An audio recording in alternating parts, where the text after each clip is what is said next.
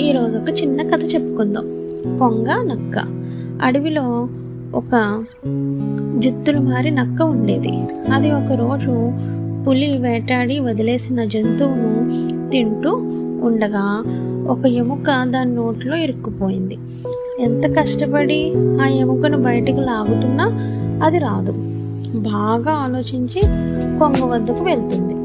కొంగమ్మ, నా నోట్లో ఒక ఎముక ఇరుక్కుపోయింది, దాన్ని తీసి పెడతావా?